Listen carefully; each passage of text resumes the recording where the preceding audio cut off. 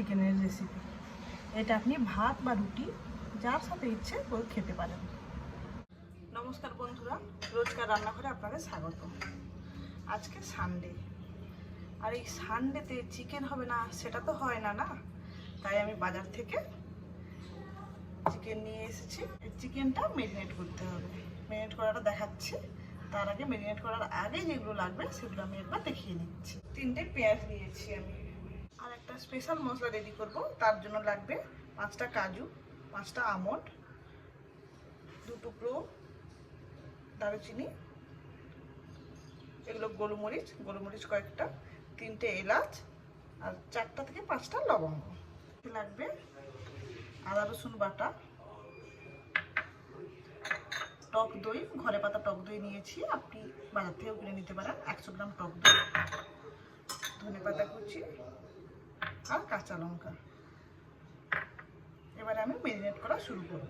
কড়াইতে সাদা তেল দিয়েছি, তারপরে পেঁয়াজটা আমি হালকা করে ভেজে নেব, বেরেস্তার মতো করে।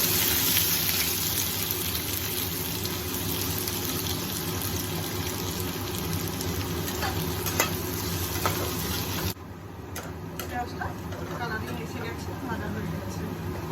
গ্যাসটা নিভিয়ে দিলাম, মাংসটা দিয়ে দিলাম। এর মধ্যে আদা রসুনের পেস্টটা দিয়ে দিলাম, দিলাম তেজপাতা, নুন, হলুদ, লঙ্কার গুঁড়ো, জিরে গুঁড়ো, ফেটানো টক দইটা দিয়ে, আর এই কাজু বাটাটা দিয়ে দিলাম, পেঁয়াজগুলো দিয়ে দিচ্ছি।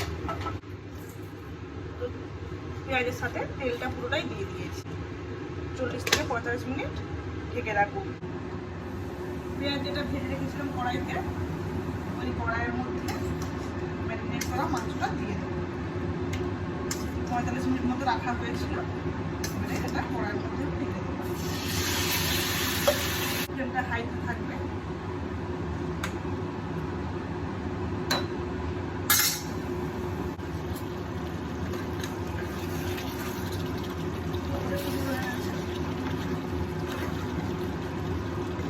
এর মধ্যে দিয়ে দেবো এটা রাখা লঙ্কা,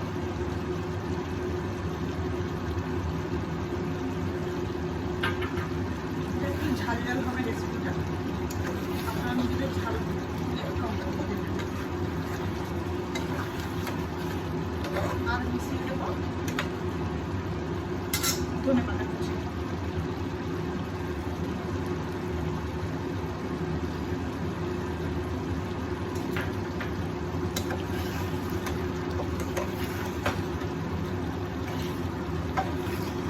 ভালোভাবে মিশিয়ে নেবো যাতে মশলার কাঁচা গন্ধটা চলে যায়।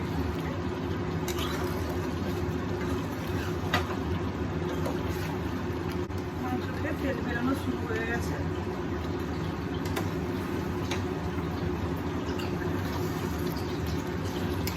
পুরো তেল বেরিয়ে গেছে। এর মধ্যে আমি মিশিয়ে দিই।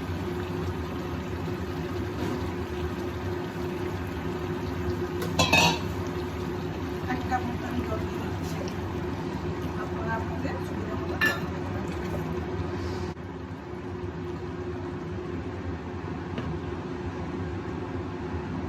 তবে 5 মিনিট হতে দেবো। রেডি আমাদের ঝাল ঝাল করে চিকেনের রেসিপি। এটা আপনি ভাত বা রুটি যার সাথে ইচ্ছে করে খেতে পারেন।